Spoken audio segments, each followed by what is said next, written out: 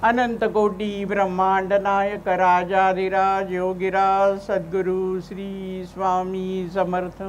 नमस्कार स्वामी, साष्टांग नमस्कार, नमस्कार नाना सदैव नमस्कार, नमस्कार नानी सहर्ष नमस्कार, नमस्कार स्वामी सहस्त्र नमस्कार।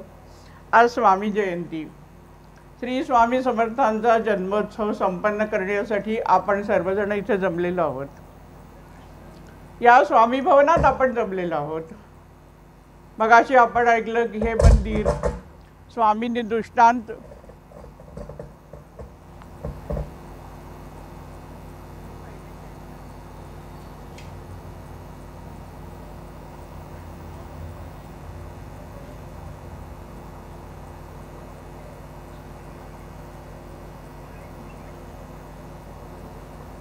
स्वामींनी दृष्टांत देऊन या मठाची स्थापना करून घेतलेली आहे।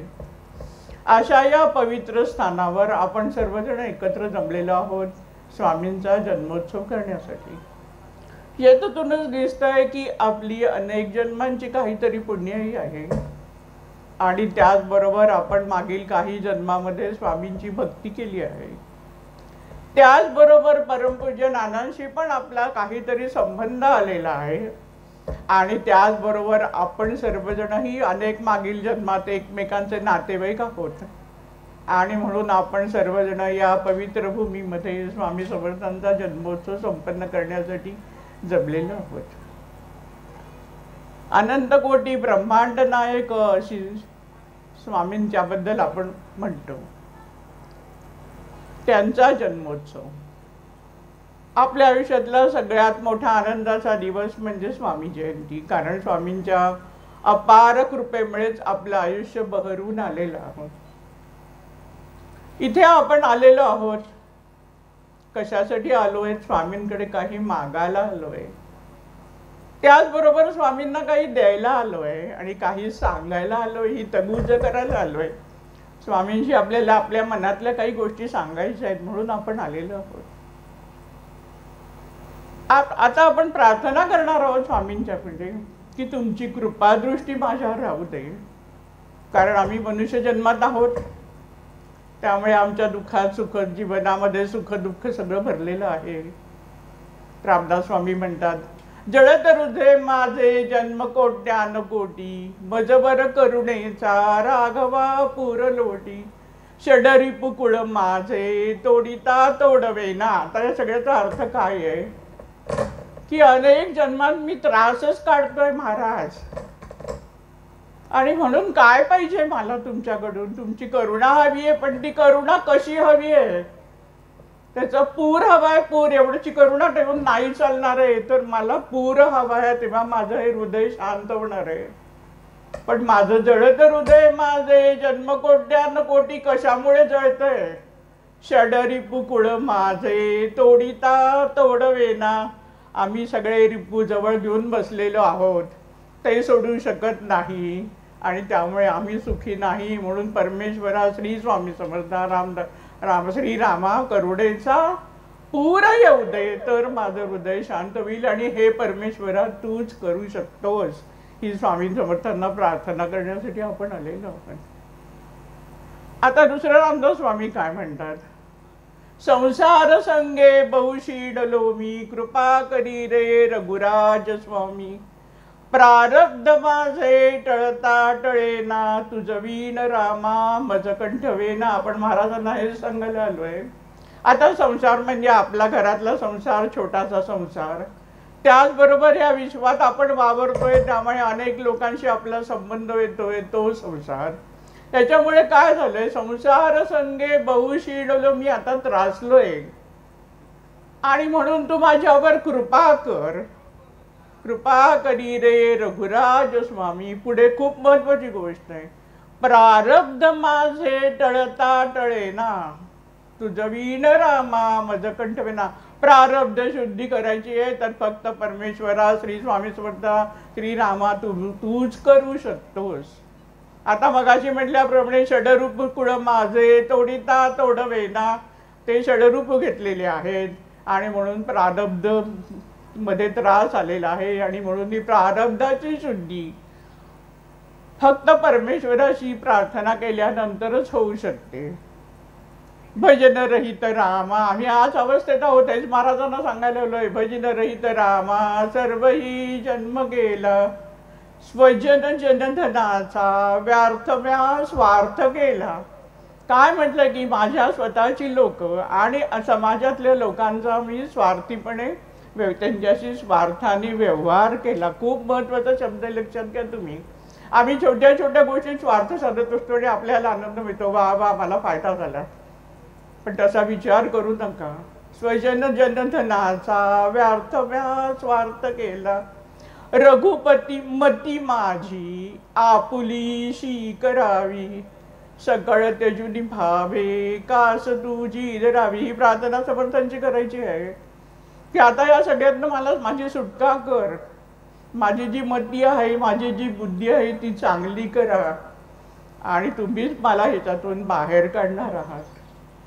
आपले नाना म्हणतात, अनंत माझे अपराध देवा, घालोनी पोटी पदी ठ्याव द्यावा, कृपे वाचुनी जन्म हा व्यर्थ आता, नमस्कार साष्टांग स्वामी समर्थ. तुमच्या कृपेखरीच माझ्या जीवनाला काही अर्थ नाही. आपण सर्व जाणताच आहात. त्याची कृपा असलं तरच सगळं आहे, नाहीतर हे जीवन जे आहे ते आपल्या दुःखानेच भरलेलं राहू शकतं. कारण का षडरिपुकुळ माझे तोडिता तोडवेना, आणि हे तोडवायचं काम फक्त सद्गुरू करू शकतो. म्हणून आपण सद्गुरू चरणाशी आलेलो आहोत. नानांनी पुढे स्वामींच्या प्रार्थना केली आहे ती आपल्याला करायची आहे. धर्माचरणे पावन व्हावे सदा असो सन्मती, सत्कर्माचा यज्ञ घडावा शिजवली ही यष्टी, सन्मार्गाने सदैव न्यावे घेऊनी मज हाती, सगुण रूपाने येऊनी स्वामी स्वीकारा आरती. प्रार्थना काय करायची की मला चांगल्या मार्गाने न्या, चांगल्या धर्माचं आचरण माझ्याकडून होऊ दे. ही प्रार्थना स्वामींच्या चरणाची करण्यासाठी आपण आलेलो आहोत. दादांनी पुढे जे म्हटलेलं आहे ते पण खूप महत्वाचं आहे. आवाहनाचे नसे ज्ञान काही, कशी शास्त्रोक्त पूजा विधी ज्ञात नाही. मला काही शास्त्र बिस्त्र काही माहिती नाहीये. मी असा आहे, भोळा आहे, मला बाकी काही कळत नाहीये. तुझी भक्ती कशी करायची. पदी आपल्या टेकीला फक्त माथा, नमस्कार साष्टांग स्वामी समर्थ. बास महाराजांच्या चरणाशी डोकं टेकणं. आता डोकं टेकणं म्हणजे काय तर पूर्ण शरणागती आहे. ही आनंदभावाने तुला शरण आलोय स्वामी समर्थ आणि तू मला सांभाळून घेणार आहे असा नानांचा जो भाव आहे तो आपण आपल्या चरणामध्ये आणायचा आहे. उगाच काहीतरी करायची गरज नाही. फक्त काय पाहिजे तर शरणागती पाहिजे. म्हणजेच तुमच्या अहंकाराचा लोप होत गेला पाहिजे तरच तुम्ही साष्टांग दंडवत त्यांच्या पायावर डोकं टेकू शकता. आणि हे सगळी प्रार्थना या सगळ्या भावना घेऊन आपण महाराजांचा जयंती महोत्सव संपन्न करण्यासाठी आलेलो आहोत. आता जन्माविषयी 2 कथा आहेत. आता 2 काय मी असं म्हणते की अनंत कथा असू शकतील त्यांच्या जन्माच्या. कारण अनंत कोटी ब्रह्मांड नायक म्हटलेलं आहे स्वामींना. त्यांच्या जन्माविषयी अनेक कथा असू शकतात. प्रत्येकाचा दृष्टिकोन किंवा प्रत्येकाचा वेगवेगळा अनुभव असू शकतो. जसं आता समजा लग्न आहे आणि नवऱ्या मुलीची साडी खरेदी करायला दुकानात गेलो तर एक जण म्हणणार नाही हा रंग काय बरोबर नाहीये. दुसरं कोणीतरी म्हणणार नाही टेक्स्चर काय चांगलं वाटत नाहीये. तिसरं म्हणणार नाही दुसऱ्या दुकानामध्ये ना ती जास्त चांगल्या कमी किमतीमध्ये साडी मिळेल. अशा प्रकारची एकाच वस्तूवर वेगवेगळ्यांचे वेगवेगळे विचार दृष्टिकोन असू शकतो. आता ही तर साधी गोष्ट आहे. इथे तर हे अनंत कोटी ब्रह्मांड नायक आहेत आणि त्यामुळे त्यांनी अनेक वर्ष भारत भ्रमण. आता आपण भारत भ्रमण म्हणतो, मी म्हणतो अख्ख्या जगात फिरले असतील स्वामी वेगवेगळ्या नावाने वेगवेगळ्या युगामध्ये. कारण ही ब्रह्मांडाची शक्ती आहे. अनंत कोटी ब्रह्मांडाचा जो नायक आहे त्यामुळे तो अखिल विश्वात फिरले असतील. अशा स्वामींच्या विषयी वेगवेगळ्या जन्मकथा असू शकतात. ज्याला जसे भावी दिसले त्याप्रमाणे त्या माणसाने त्याच्या जन्मकथेचं वर्णन केलेलं असू शकतो. आणि म्हणून फक्त आपल्याला 2च कथा माहिती आहेत म्हणून आपण आता 2 कथांचा उल्लेख करणार, पण फक्त 2च असतील असं नाही. आता या 2 कथेमध्ये पण गंमत आहे. एक कथा आहे त्यानुसार श्री स्वामी समर्थ दत्तात्रयांचा 4था अवतार मानतात. म्हणजे श्री दत्त, त्यानंतर श्री श्रीपाद वल्लभ, नंतर नृसिंह सरस्वती आणि मग समाधीभंग झाले ते श्री स्वामी समर्थ. पण आणि ही कथा आहे आणि या कथेचाच फक्त अभ्यास केला जातो आणि त्यानुसार सगळ्या सिरियल आणि पिक्चर निघतात, सगळा बरोबरचा अभ्यास. आणि लोक म्हणून त्यांना दत्ताचा अवतार मानतात. म्हणून सगळी तरुण पिढी म्हणजे माझ्या परिचयातली सगळी तरुण पिढी मला येऊन काय सांगते, स्वामी म्हणजे दत्त अवतार ना, मग मी गुरुचरित्राची पारायणं केली असं एक झालं की स्वामी म्हणजे फक्त दत्त. पण इकडे जर आपण स्वामींना अनंत कोटी ब्रह्मांड नायक म्हणतोय, मग त्यांना एकाच रूपात कसं ठेवू शकतो. दुसरी कथा अशी आहे की आज जो आपण जन्मोत्सव संपन्न करतोय चैत्र शुद्ध द्वितीया, हस्तिनापुरी शैलीग्रामी चैत्र शुद्ध द्वितीयेला सूर्योदयापूर्वी वटवृक्ष तळी धरणी दुभंगून अष्टवर्षीय वटूच्या रूपात जी शक्ती प्रगट झाली ती शक्ती म्हणजे श्री स्वामी समर्थ. आता या कथेला काही पुरावा आहे. स्वामींचे जे निस्सीम शिष्य होते स्वामी सूत, ह्यांना भाव समाधीमध्ये हे असं चित्र दिसलंय की श्री स्वामी समर्थांचा जन्म चैत्र शुद्ध द्वितीयेला झाला आहे. हस्तिनापुरी शैलीग्रामी वटवृक्षतळी सूर्योदयापूर्वी अष्टवर्षीय वटूच्या रूपात शक्ती प्रगट झाली आणि भारत भ्रमणाला सुरुवात झाली.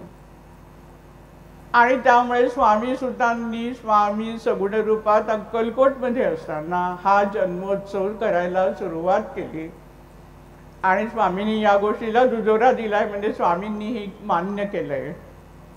त्यामुळे या कथेला एक पुरावा आहे, सबळ पुरावा आहे, बेस लागतो कुठच्याही गोष्टीला. दुसरं असं आनंद महाराज नावाचे स्वामींचे निस्सीम शिष्य होते. त्यांना देखील भाव समाधीमध्ये हेच दृश्य दिसलंय की स्वामी चैत्र शुद्ध द्वितीयेला अष्टवर्षीय वटूच्या रूपात वटवृक्षतळी प्रगट झाले आणि त्यांनी लागलीच भ्रमणाला सुरुवात केली. आणि आता नाना रेखी म्हणून जे उत्तम ज्योतिषी होते त्यांनी स्वामींची पत्रिका बनवली आणि त्या पत्रिकेनुसार देखील श्री स्वामी समर्थांचा जन्म चैत्र शुद्ध द्वितीया पहाटेची जी वेळ आहे तो मुहूर्त आहे, स्थानही पत्रिकेमध्ये असतं. त्याप्रमाणे हस्तिनापुरी शैलीग्रामी सगळं बरोबर तसंच्या तसं येतं. ही पत्रिका नाना रेखींनी स्वामी समर्थांना दाखवली तेव्हा स्वामी समर्थ आनंदित झाले. पत्रिका योग्य आहे स्वामी समर्थांनी मान्य केलं. आता याच्यावरून काय की ही जी कथा आहे की स्वामींना फक्त दत्त स्वरूपच बघू नका, सामावले त्या रूपात सारे कोटी कोटी देव, सगळ्या देवता त्या देवतेमध्ये आहेत. स्वामींच्या शक्तीमध्ये सगळ्या देवता आहेत. तुम्ही त्यांना फक्त दत्त म्हणू नका. आता याच्यावरून मला गंमत एक आठवते. न्यूटन एवढा शास्त्रज्ञ मोठा, पण त्यांनी मोठ्या मांजरीसाठी मोठं भोग पाडलं आणि छोट्या पिल्लासाठी छोटं भोग पाडलं. आता मोठ्या भोगातून छोटं पिल्लू पाजलं तर छोटं पिल्लू सहज जाऊ शकतंय. तसं स्वामींचं हे विशाल रूप जर तुम्ही मानलं तर आपोआप त्याच्यामध्ये दत्तभक्ती येतेच आहे. मग विशाल रूपच मानून भक्ती केली तर आपली भक्ती पण अधिक विशाल होईल. आणि पुढे आता नाना रेखेंनी ज्योतिषामुळे पत्रिका बनवली, स्वामींना दाखवली. स्वामींनी विष्णुपद दिलं त्यांच्या हातावर, म्हणजे शाबासकी दिल्यासारखी दिली. पण नंतर काय केलं हे लक्षात घ्या. त्यांनी ती पत्रिका समोर असलेल्या कौलावर टाकली. आता या कथेचा प्रत्येक गोष्टीच्या स्वामींच्या प्रत्येक कृतीचा अर्थ काढायला शिका. त्याचा अर्थ काय होतो की तुझं ज्ञान बरोबर आहे, हे शास्त्र आहे की महाराजांनी मान्यता दिली आहे, पण त्याचा आता उपयोग करायची गरज नाही. कारण सद्गुरू चरणाशी आपण आलेलो आहोत. सद्गुरुचरण तुमचं पुढचं भविष्य घडवणार आहे हे स्वामींना त्यातून दाखवायचं होतं. आणि म्हणून पत्रिका घेऊन 10 ठिकाणी फिरू नका. महाराज सगळ्या गोष्टी बरोबर करून घेणार हा विश्वास ठेवा. हे महाराजांना त्यातून सुचवायचं असं मला वाटतं. महाराजांचे चरणाशी आपलं मन स्थिर करा आणि पुढे आपण बघणार आहोत की महाराज कशी कशी कृपा करतात. आता महाराजांच्या ह्याच्या या 2 कथा आपण बघितल्यात. महाराजांचं विशाल रूप आपण बघितलंय. आता त्याला दुसऱ्या जोड्या गोष्टी म्हणजे ज्याप्रमाणे स्वामी समर्थांनी अलवडी बुवांना जगन्नाथाच्या रूपात दर्शन दिलं, दत्त भक्ताला दत्ताच्या रूपात दर्शन दिलं, श्रीकृष्ण भक्ताला श्रीकृष्णाच्या रूपात स्वामींनी दर्शन दिलं. विठाबाई होती पंढरपूरला चाललेली, खूप पाऊस पडायला लागला, वाटेत थांबली. आता विठ्ठलाचं दर्शन कसं होणार म्हणून कासावीस झालेली, पुढे जाऊ शकत नाही. आषाढी एकादशी जवळ आलेली, वाईट वाटते की आपण दर्शनाला जाऊ शकत नाही. तेव्हा महाराजांनी विठ्ठलाच्या रूपात तिला दर्शन देऊन हाक मारून सांगितलं. अशा विविध दैवतेच्या रूपामध्ये श्री स्वामी समर्थांनी आपल्या आपल्या भक्तांना दर्शन दिलंय. म्हणून स्वामावले त्या रूपात सारे कोटी कोटी देव. आपल्या नानांना श्री स्वामी समर्थांनी हनुमंताच्या रूपात दर्शन दिलंय. हनुमंता संबंधीची कथा स्वामी चरित्रात पण आहे. एक ब्राह्मण होता, अपत्य प्राप्तीसाठी स्वामींना नवस बोलले.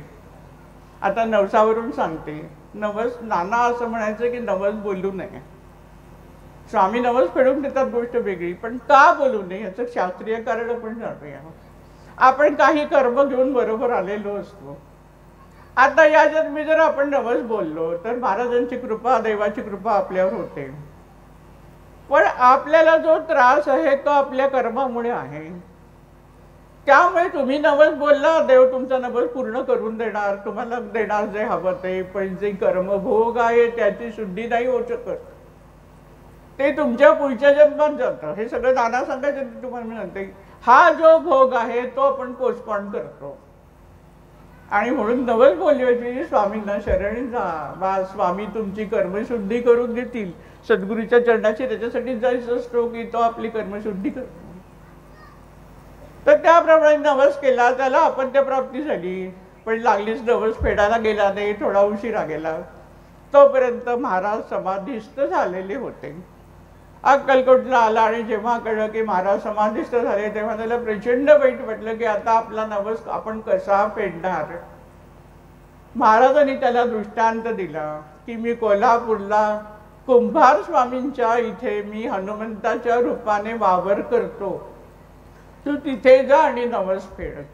आणि त्याप्रमाणे हा ब्राह्मण कोल्हापूरला आला. कुंभार स्वामी होते. कुंभार स्वामींचा नमस्कार करताना या ब्राह्मणाला तिथे हनुमंताचं रूप दिसलं.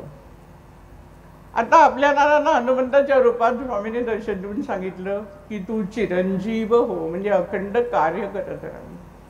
दुसरा अनुभव असा की या भूमीचं जे भूमिपूजनाचा कार्यक्रम होता, आता दुसऱ्या दिवशी भूमिपूजनाचा कार्यक्रम आहे. आज संध्याकाळी संपूर्ण मांडव घालून झालेला आहे. पूर्ण 1,500 कार्यकर्ते आले. सगळी जमीन आज सगळं व्यवस्थित दिसतंय. तसं नव्हतं, खडकाळ होतं, सगळं काय होतं. मांडव घातले, तिथे जायची सगळी सोय झालेली आहे. आणि अचानक प्रचंड वादळ आलं. प्रचंड वादळ एवढं आलं पण पाऊस नाही पडला. नुसतं वादळ आलं म्हणजे हनुमंत येऊन स्थिरावला आहे त्याचं चिन्ह. रातोरात मांडव फाटला होता पण रातोरात तो उभा राहिला आणि दुसऱ्या दिवशीचा कार्यक्रम व्यवस्थित झाला. सांगायचं की या वास्तूमध्ये हनुमंताच्या रूपामध्ये स्वामी आहेत आणि म्हणूनच स्वामींनी आपलं मारुती मंदिर पण करून घेतलं. सांगायचा सगळा मुद्दा एवढाच की विविध रूपातल्या सगळ्या दैवतांच्या रूपात स्वामींना बघा. स्वामींच्या ठिकाणी नाना सांगत की तुमचं जे आराध्य दैवत आहे त्याच्या पाठीमागे स्वामी आहेत असं समजून तुम्ही पूजा करा. तुम्हाला आपली कुलदैवता कोण आहे हे कळत नसेल तर तुम्ही महाराजांची उपासना करा. त्या उपासनेमध्ये सगळ्या गोष्टी आपोआप येतील. अशा या विशाल रूपाची ब्रह्मांड नायकाचं जन्मोत्सव संपन्न करण्यासाठी आपण इथे आलेलो आहोत. आता स्वामींच्या कथा आपल्याला बघायच्या आहेत. आता नुसते चमत्कार म्हणून स्वामींच्या कथा बघू नका. ते कोणाचे बुवा नव्हते चमत्कारच करणारे. की हे काढलं, ते दाखवलं, ते केलं. लोक लागलीच धावतात, अरे त्यांनी असं असं केलं, त्या चिठ्ठी आता काय कोणी तिथं बंद कव्हर दिलंय, तर मी काय लिहिलंय तो पुढचा गुरु सांगतो, म्हणजे तो कोणीतरी गुरु मोठा. आता ही सगळ्या तांत्रिक विद्या आहेत, ह्या सगळ्या विद्या आहेत. पण ह्याचा अर्थ त्या व्यक्तीच्या ठिकाणी देव असतो नाही हे लोकांच्या लक्षात येत नाही, की तिथे देव नाही, तिथे चमत्कार आहे, तांत्रिक गोष्टी शिकून त्याला ती विद्या प्राप्त झालेली असते. परमेश्वराची कृपा म्हणून ती गोष्ट नाही आहे हे कोणाच्या लक्षात येत नाही. लोक धावतात आणि जरा चमत्काराच्या मागे लागतात. महाराजांनी जे चमत्कार केले, ज्या काय लीला आहेत, त्या लीलेतून प्रत्येकातून महाराजांनी आपल्याला काहीतरी बोध दिला आहे हे लक्षात घ्या. त्यांच्या लीला त्या दृष्टिकोनातून आपण शिकायचे आहेत. आता महाराजांचा पहिला बसप्पा, सगळ्यांना कथा माहिती आहे की सर्प, तो महाराजांच्या पाठी बघून चालतोय, तर महाराज पुढे पुढे चालतायत, वाटेत सर्प निर्माण केले, काटे निर्माण केले, तरी बसप्पानी महाराजांची पाठ सोडली नाही. म्हणजे आपण महाराजांची पाठ सोडायची नाही. बसप्पा चालत राहिला म्हणून त्याला त्याचं फळ मिळालं. महाराज बरेच अंतर चालत गेले, बरेच सर्प वाटेत आले, पण बसप्पा घाबरला नाही. बसप्पाच्या मनात विचार असा आला की मी महाराजांच्या मागून चालतोय, मला हे सर्प काय करणार. एवढी श्रद्धा आपली महाराजांच्या शक्तीवर असली पाहिजे, एवढं महाराजांच्या विषयी आपल्याला प्रेम असलं पाहिजे की जसं लहान बाळाला आईविषयी असतं की आई आपल्याला कडेवर घेऊन नक्की नीट क्रॉसिंग करणार. कधी लहानपणी विचार केलाय तुम्ही आई बरोबर क्रॉसिंग करते का आपल्याला कडेवर घेऊन? कधी डबा दे सांगायला लागलंय का? आई जशा सगळ्या गोष्टी करते तशी ही गुरु माऊली आपल्याला सांभाळून नेत असते. आणि हा भाव बसप्पानी दाखवला. आणि म्हणून पुढे गेल्यावर महाराजांनी त्याला सांगितलं, मागे वळले महाराजांनी म्हणाले की हे माझ्या मागे कशाला येतोय, एवढे सर्प आहे, तू येऊ नकोस असं सांगितलं, तरी बाळप्पांनी त्यांची पाठ सोडली नाही. मग महाराजांनी शेवटी सांगितलं की हे सगळे सर्प बांधून घे. आता आम्ही तर घाबरत असतो, हे सगळं काय, हे कसले महाराज एवढे सर्प आणलेत. म्हणजे आपली सर्प म्हणजे संकट. लक्षात घ्या, जीवनात जरी काही संकट आली तरी घाबरून जाऊ नका. बसप्पाने ते सर्प बांधले, त्या महाराज म्हणाले घरी घेऊन जा. हा घरी घेऊन आला, जड लागलं, नंतर कुंटीवर टांगलं ते गाठोडं. त्याला काही इच्छा नव्हती, काय ते सर्प ठेवले त्यांनी. बायकोला उत्सुकता, आणि काय आणलं, ते जड लागलं आणि उघडायला गेली तर सोन्याच्या लढी. आता या कथेचा अर्थ काय आहे की कितीही संकट आली तरी तुम्ही महाराजांची पाठ सोडू नका. लोक धावतात दाहीकडे, नाही इथे जात होते मी, एवढ्या दिवस गेले मठात, पण माझा अजून हा प्रश्न नाही सुटलाय, मग मला तर दुसऱ्या कुठेतरी जायला पाहिजे, दुसरं काहीतरी करायला पाहिजे, याच्या भ्रमात पडू नका. बसप्पाने जी निष्ठा दाखवली ती निष्ठा सांगा. आवाहना जैन सैन्यान काही, शास्त्रोक्त पूजा विधी ज्ञात नाही, पदी आपुल्या टेकीला फक्त माता, नमस्कार साष्टांग स्वाहा भाव दृढ करा. सर्प म्हणजे संकट आहे, प्रत्येकाला संकट आहे, कर्मभोग आहेत, प्रारब्ध आहे, पण शुद्धी महाराज करणार आहे. आणि म्हणून महाराजांच्या चरणाचे आपण आलेलो आहोत. आणि म्हणून महाराजांची पाठ कधी सोडायची नाही, हा या कथेतून शिकायचं आहे. दुसरं आता बाळप्पा, वैभवशाली जीवन होतं, संसार व्यवस्थित होता, सुखसंपत्ती होती, भरपूर वैभव होतं.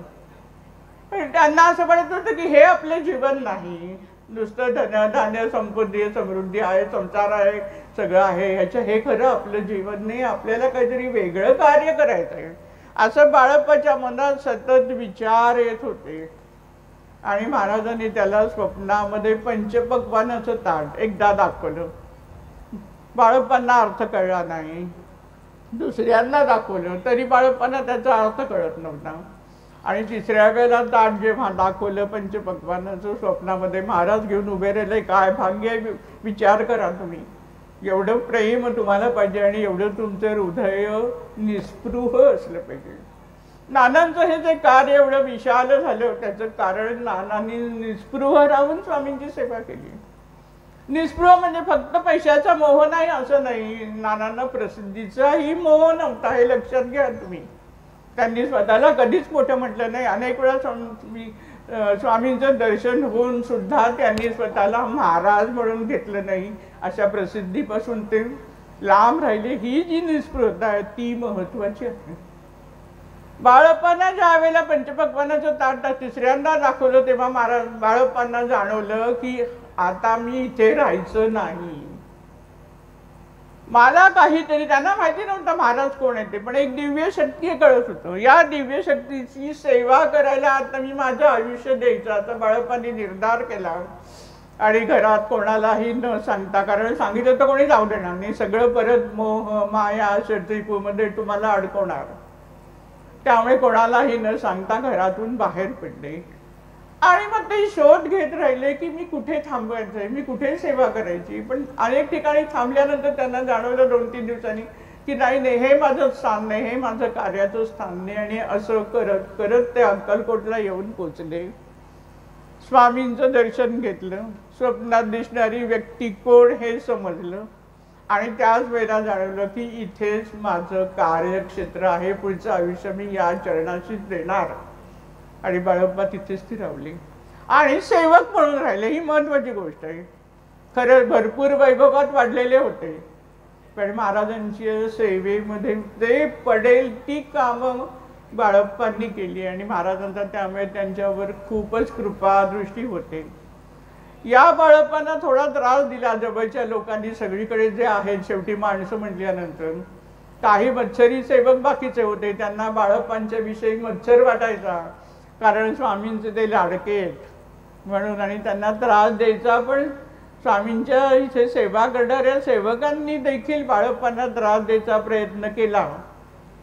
त्यावेळेला महाराजांच्या लक्षात आलं की बाळप्पाला आता स्वतंत्र मठ स्थापन करून दुसऱ्या ठिकाणी पाठवणं गरजेचं आहे. आणि म्हणून महाराजांनी त्यांना पादुका दिल्या आणि मठाची स्थापना कर असं सांगितलं. आणि तो मठ म्हणजे अक्कलकोटमधलं असलेला गुरुमंदिर मठ. आता बाळप्पानंतर आपण वामनबुवांच्या कथा बघूया. वामनबुवा म्हणजे आपण सर्वजण सर्वसामान्य माणसं. आता त्यांची भक्ती मोठी होती, पण बुद्धी कशी होती ती बघायची. वामनबुवा स्वामींच्या चरणाशी होते. स्वामींची महान शक्ती त्यांनी जाणली होती. स्वामींवर अलोट प्रेम होतं, तरी पण ते अनेक तीर्थक्षेत्रांना फिरत राहायचे. आज इथे गेले, उद्या तिथे गेले, परवा तिथे गेले, आणि मग तिथून काय काय आणायचं आणि महाराजांना द्यायचं. असे हे वामनबुवा. यांना खरं तर महाराजांनी आत्महत्येपासून वाचवलं होतं.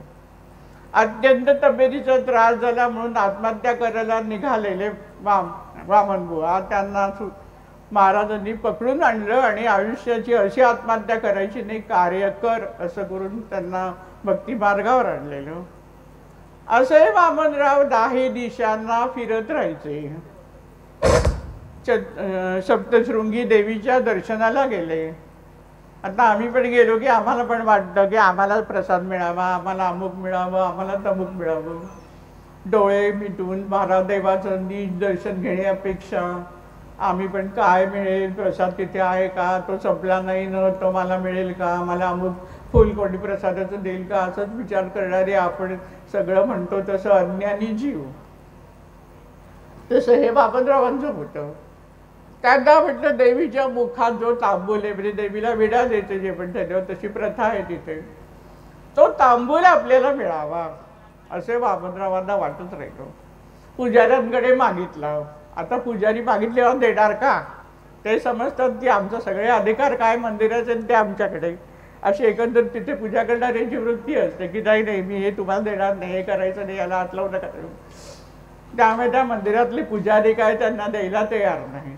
मग त्यांनी धावा केला, स्वामींचा धावा केला. आणि स्वामींचा धावा केल्यानंतर जो देवीच्या मुखात तांबूल होता तो तांबूल वामनबुवांच्या हातात पडला. वामनबुवांना वाटलं चला आपल्याला देवीचा तांबूल प्रसाद मिळाला. अत्यंत आनंदित झाले, अत्यंत अहंकार आला, वा वा माझ्यावर देवी केवढी प्रसन्न झाली. आणि महाराजांकडे आले आणि महाराजांना सगळी कथा सांगितली, मोठ्या अभिमानाने सांगितली. बघा कोणापुढे कोण काय बोलतं, आम्ही पण असेच वागतो कधी कधी.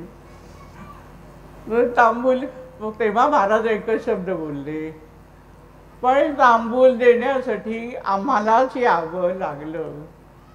तर याचा अर्थ काय समजायचा की गुरुचरणाशी सगळ्या गोष्टी आपल्याला प्राप्त होऊ शकतात, हे लक्षात ठेवा. तुम्हाला 10 ठिकाणी फिरायला लागत नाही.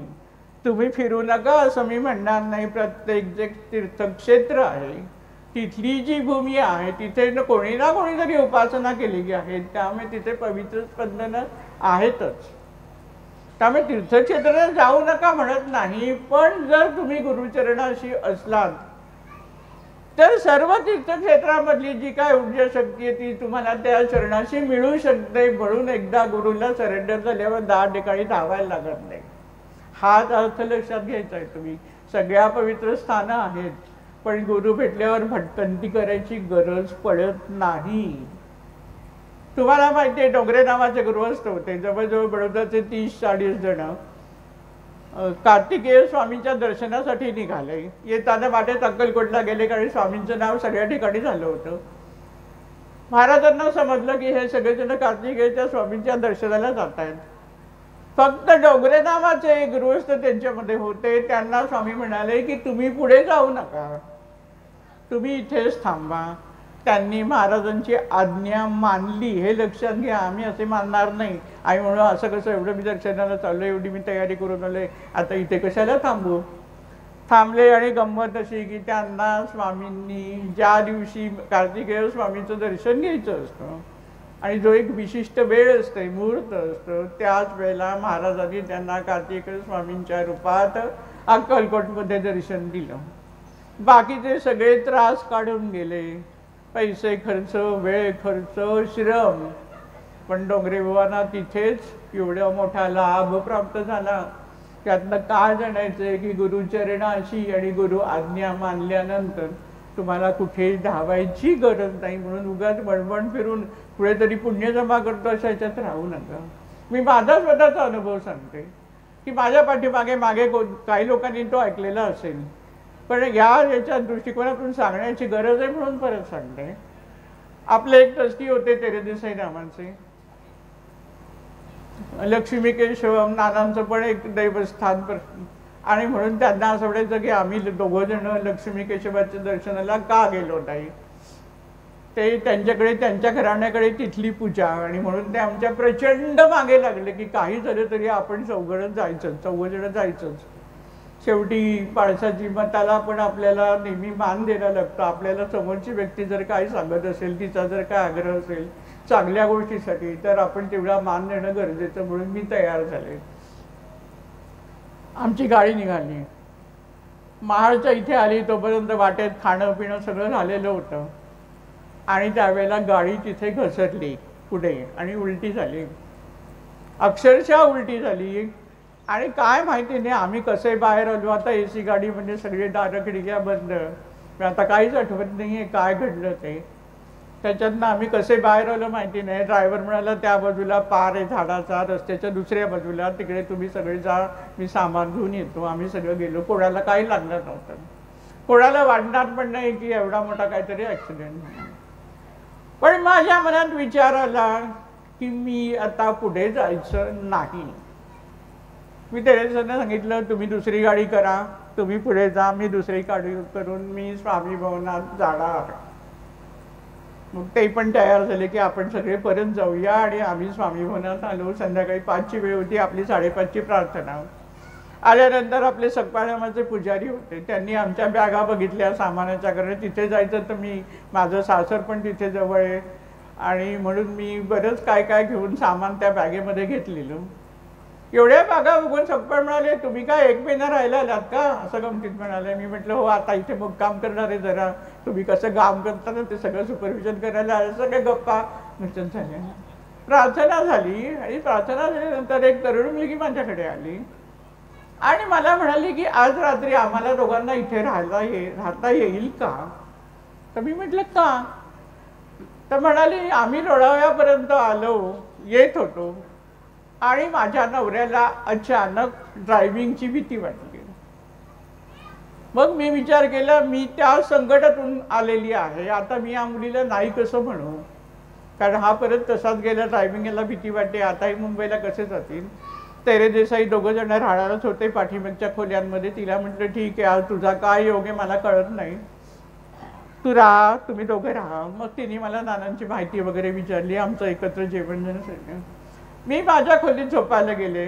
माझी गादी उलगडताना मी माझ्या यजमानांना म्हटलं की मला काही कळत नाही, आपण जाणार होतो ते आपण इथे आलो, ही मुलगी आली, हिला राहायला कोणाला जागा आतापर्यंत दिली नाही, त्या दोघांना राहायला जागा दिली आणि पुढचं वाक्य असं बोललं गेलं की कदाचित हिचा संसार उभा राहणार असेल. आता मी कसं बोलले मला माहित नाही. आणि घटना अशी घडली की दुसऱ्या दिवशी तिचा संध्याकाळी 5 वाजता फोन आला आणि मग तिच्याशी बोलले. आधी जरा लागलीच फोन नाही घेतला, थोड्या वेळाने घेतला. ती सगळी मोठी कथा आहे ती नंतर सांगली. आणि फोनवर तिने मला सांगितलं की ताई, आता मला असं वाटतंय की माझा संसार उभा राहणार आहे. आणि तिच्या वैवाहिक जीवनामध्ये जो मोठा प्रश्न होता तो काय ते मी इथे तुम्हाला सांगू नाही शकत, तो तिने मला सांगितला. मी तिला म्हटलं तू काळजी करू नको, तू पण म्हटलं तू महाराजांची भक्ती करतेस ना, सगळं नीट होईल. ती म्हणाली की हो, 2 वर्षापूर्वी लग्न झालं आणि मी मंदिरात जाऊन बसायची, तर मला एका वयस्कर गृहस्थांनी सांगितलं की मुली, तुला काय त्रास आहे मी विचारत नाही, पण तू स्वामींचं नाव घे. आणि म्हणून लोणावळ्याजवळ गाडी आली आणि माझ्या यजमानांना ड्रायव्हिंगची भीती वाटल्यावर मला लागलीच लक्षात आलं की इथे कुठेतरी मठ आहे. आणि आम्ही कसं येऊन पोचलो आम्हाला माहिती नाही, आम्हाला रस्ता माहिती नव्हता. आणि त्या मुलीचा प्रश्न 4 महिन्यात सुटला. आता मी असं म्हणेन, महाराज म्हणाले तिथे कुठे धावतेस, इथे समस्येची लोक बसली आहे, तिकडे ये. म्हणजे गुरुचरणाचे एकदा आल्यानंतर 10 ठिकाणी न धावता गुरुचं कार्य करायचं हे आपण सगळ्यांनी लक्षात घ्यायचं. आपण इथे आलेलो आहोत ते स्वामी आपल्या स्वतःसाठी नाही, फक्त आपल्यासाठी आपण जगू शकत नाही. सगळे सुखी तरच आपण सुखी, तरच आपण सुखी राहतो. दुसरा माणूस समोर दुःखात येतं, आपण सुखाचा घास नाही घेऊ शकत, कारण आपण सर्व परमेश्वराची लेकरं आहोत. आपण एकमेकांशी बांधले गेलेले आहोत. आपण वेगळं समजतोय पण असं नाही, एकाच सूत्रातले आहोत आपण. त्यामुळे दुसऱ्याचं दुःख बघून आपल्याला दुःख वाटतं. आणि म्हणूनच म्हणजे सुखी व्हावे सारे जन तेथे जावे जनार्दन. नानांनी स्वामींचं वर्णन केले. स्वामींची इच्छा आहे भक्ती मार्गाचा प्रसार कर, म्हणजे सर्वजण सुखी होऊ देत. आणि या कार्यासाठी आपण आपल्या महाराजांकडे काय मागायचं आहे? सकल जनहिताय श्री स्वामी समर्थाय नमो नमो नमा. महाराजांकडे एवढंच मागा. महाराजांना अत्यंत आनंद होईल जेव्हा तुम्ही दुसऱ्यासाठी काही मागताय, तेव्हा परमेश्वराला आनंद होतो. हा अनुभव अनेकांनी घेतलेला आहे. कोणी आजारी असेल तर मी सांगते दुसऱ्या नातेवाईकांना, तुम्ही त्या व्यक्तीसाठी स्तवन म्हणा आणि ती व्यक्ती बरी होते. आणि जी व्यक्ती म्हणते तिच्या आयुष्यात पॉझिटिव्ह रिझल्ट तिला मिळायला लागतात. हे अनेकांचे अनुभव मी ऐकले. मी सांगते की आता गुरुचरणाशी आपल्याला सर्व प्राप्त होऊ शकतं. हे मामनबुवांच्या ज्या कथा आहेत त्याप्रमाणे आपण आहोत. तसं न राहता आपण एकदाच महाराजांच्या चरणाशी आल्यानंतर उगाच आणखीन कुठून काही मिळेल म्हणून जास्त धाव करायची गरज नाही. कार्यात रममाण व्हा. ह्या कार्याचा आपल्याला भक्तीचा विस्तार करण्यासाठी आपल्याला वेळ द्यायचा आहे. आणि जेव्हा आपण या कार्यामध्ये येऊ तेव्हा महाराजांची आपल्यावर आपाप कृपा होते. तो तर दयेचा सागर आहे, करुणाखर आहे. त्यामुळे स्वामींची जी कृपा होते त्या कृपे शब्दामध्ये वर्णनच करता येणार नाही, असे महाराज कृपा करत असतात. आता 4थी कथा आहे ती नरसप्पाची. नरसप्पा होता कानडी. त्याला कानडीशिवाय दुसरी कुठली भाषा यायची नाही. पण तिथे पुराण चालायचं. त्या पुराणात तो अक्कलकोटला स्वामींच्या बरोबर तिकडे पण बसलेला असायचा. आता त्याला पुराणातलं काय कळणार, पण त्याला शब्द तर कळत होते. भाषा कुठल्याही प्रांताच्या कुठल्याही भाषा असू दे, जगभराच्या कुठच्याही भाषा असू देत. रामाला रामच म्हणतात, कृष्णाला कृष्णच म्हणतात, विठ्ठलाला विठ्ठलच म्हणतात. देवाची नावं काय भाषेनुसार बदलत नाही.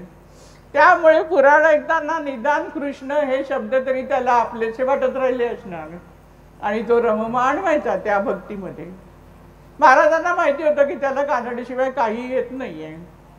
पण त्याचा भक्तिभाव बघून महाराजांना वाटलं की नुसता भक्तिभाव नाही, याला ज्ञान मार्ग आणि कर्मयोग आणि ज्ञानयोगाचं ज्ञान देणं गरजेचं आहे असं महाराजांना वाटलं. बघा महाराजांना आपल्या भक्ताविषयी कसं वाटू शकतं. आणि म्हणून त्यांचं निस्सीम भक्त व्हायचं. बास तेवढंच करायचंय. पदी आपुल्या टेकीला फक्त माता नमस्कार साष्टांग स्वामी म्हणता. तो महाराजांना अनन्य भावाने शरण गेला होता. जे काम पडेल ते करायचा, कोणी काय बोलतंय कळत नाही, बरं असतं कोण काय बोलते ते कळलं नाही की आपल्या डोक्याला त्रास नाही. कारण कोण काय बोलले की त्याचे विचार अंतरंगात आपल्या मनात येत राहतात, मग आपली बुद्धी विचलित होते. नरसप्पाला काय कळत नव्हतं, तो भक्तिभावाने आपल्या त्या पुराणामध्ये रमला होता. मग महाराजांनी एक दिवस पुराण चालू असताना जमा खर्चाची वही लिहिणारा एक कारकून जवळ बसला होता, त्याला बोलवलं. त्याच्याकडनं वही घेतली आणि महाराजांनी त्या वहीमध्ये काहीतरी लिहिलं आणि नरसप्पाला बोलवलं आणि नरसप्पाला ती वही वाचायला सांगितलं. नरसप्पांनी ते वाचलं.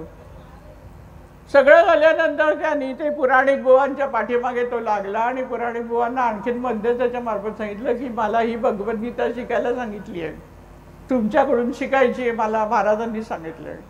पुराणिक बुवांचा काय विश्वास बसेना, कुठल्या वहीत लिहिलंय बघूया म्हणून ती जमा खर्चाची वही बघितली. कानडी अक्षर तर कुठे दिसतच नाही आहे. मग यांनी काय वाचलं वहीमध्ये हा प्रश्न उद्भवला. पण पुराणिक बुवांनी बघितलं होतं की महाराजांनी कारकुनांकडून ती वही घेतली आणि महाराजांनी काहीतरी लिहिलंय आणि नरसप्पाला दाखवलंय. त्यामुळे पुराणिक बुवा त्याला भगवद्गीता शिकवायला तयार झाले आणि त्यांनी त्याला ते ज्ञान दिलं.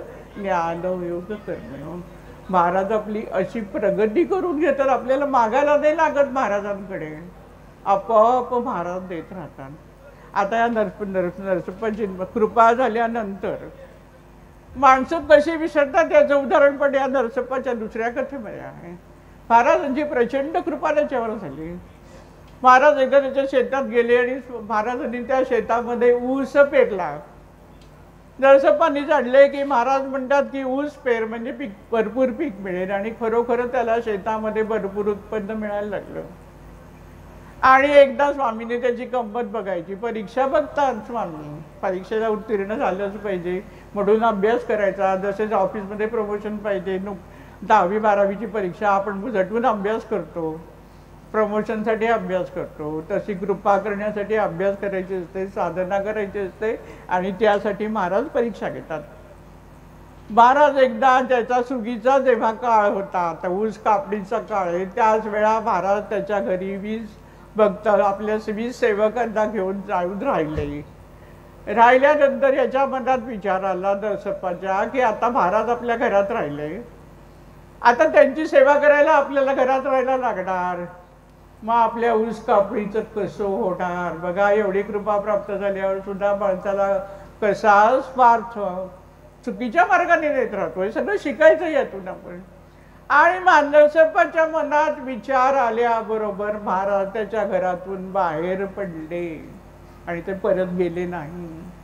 महाराज कृपा करतात, पण कृपा केल्यानंतर ती कृपा महाराजांनी केली याचं स्मरण तुम्हाला कायम राहिलं पाहिजे, हे लक्षात ठेवा.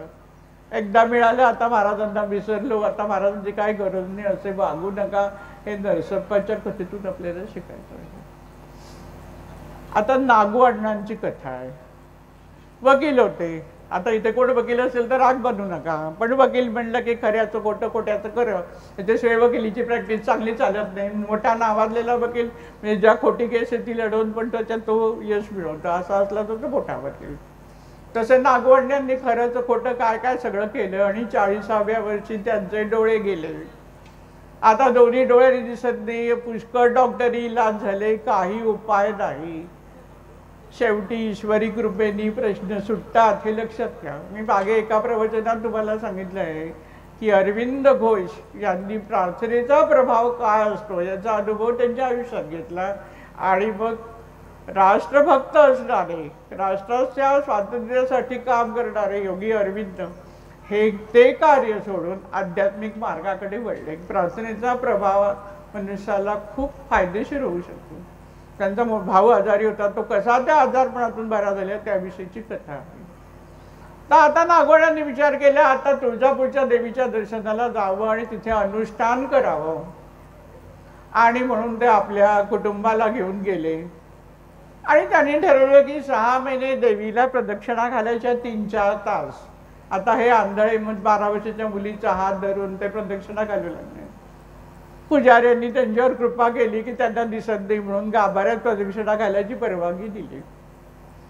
6 महिन्याचं व्रत घेतलेलं होतं. 6 महिन्याला 15 दिवस फक्त अवघे उरले असताना देवीनी, तुझ्या पुढच्या देवीनी दृष्टांत दिला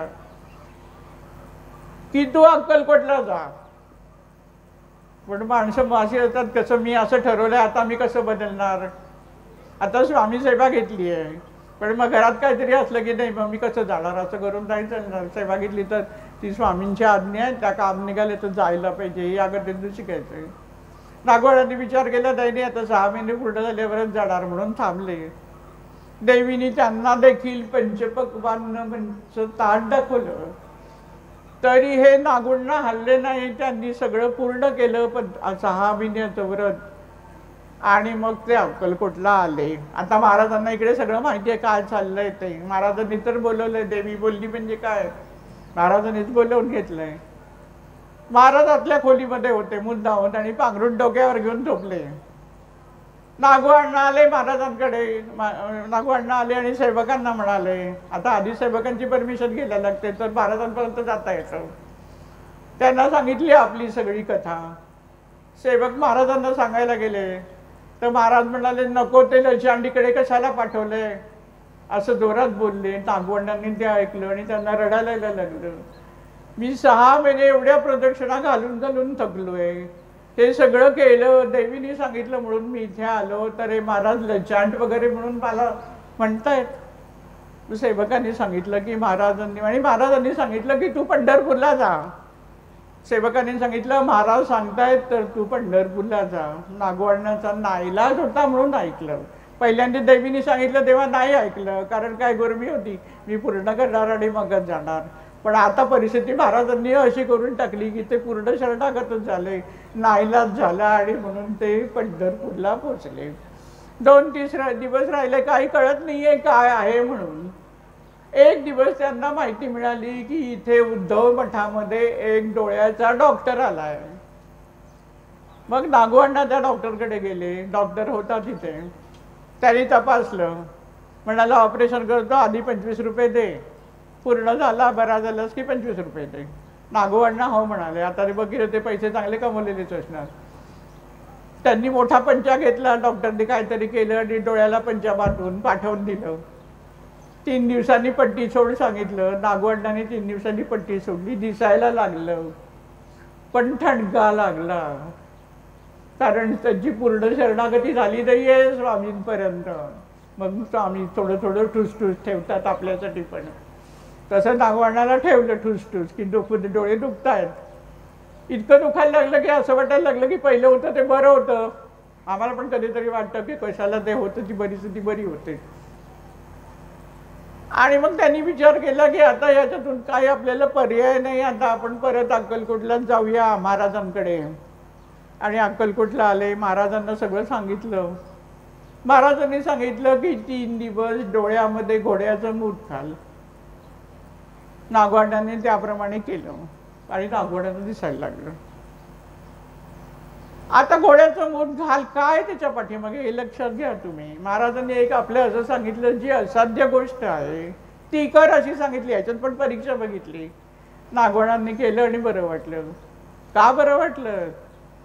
त्या औषधांनी नाही बरं वाटलं, हे लक्षात घ्या तुम्ही. महाराजांनी शक्ती घातली त्याच्यामध्ये आणि त्या शक्तीमुळे त्यांचा ठणका थांबला. योगानंद परमहंसांच्या चरित्रात अशी एक कथा आहे. एक दिवस त्यांचा मित्र प्रचंड आजारी होता आणि म्हणून त्यांनी आपल्या गुरुला म्हणजे युक्तेश्वर महाराजांना प्रार्थना केली की माझ्या मित्राला तुम्ही बरं करा.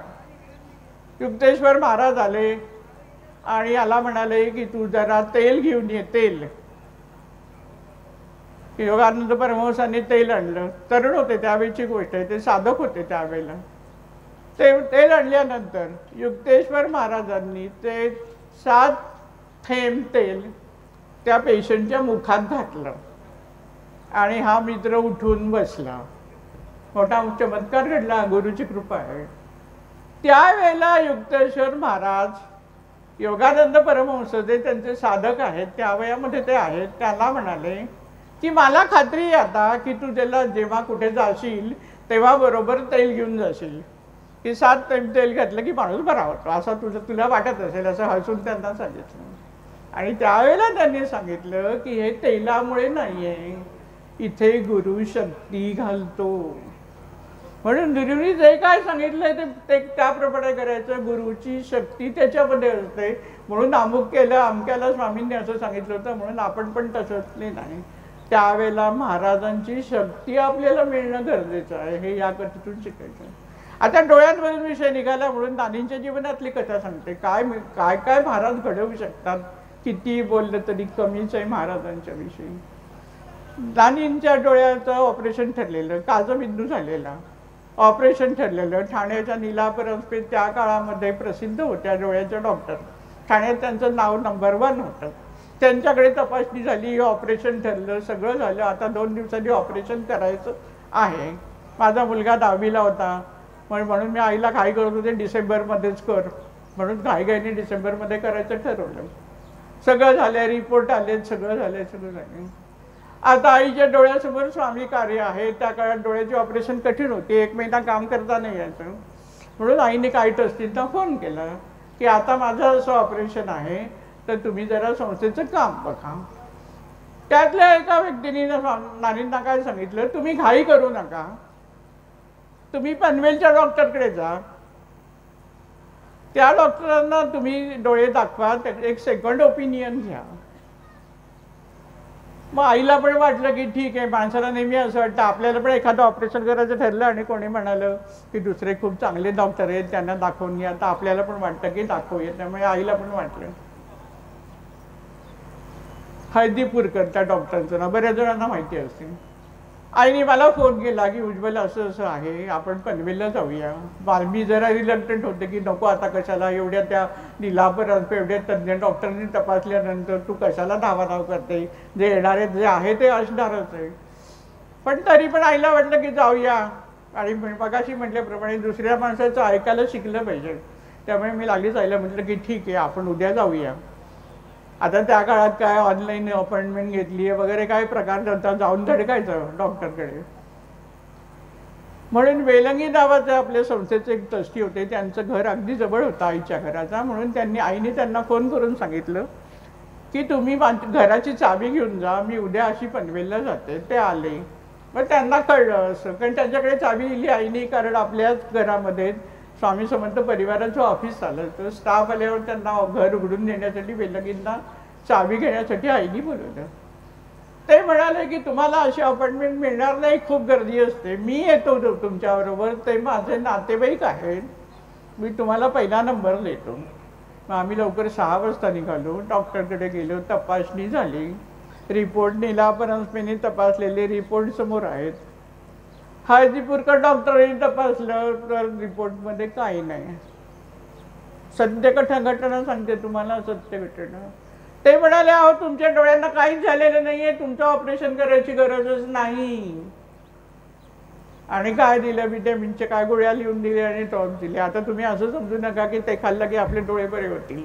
मग काय सांगते, महाराजांची शक्ती, महाराजांची शक्ती अशा प्रकारे कार्य करत असते हे लक्षात. म्हणून पदोपदी महाराज आपल्याबरोबर आहेत हा भाव जर तुम्ही ठेवला तर त्यांची शक्ती ही अशा प्रकारे आपल्या पाठीमागे उभी राहते.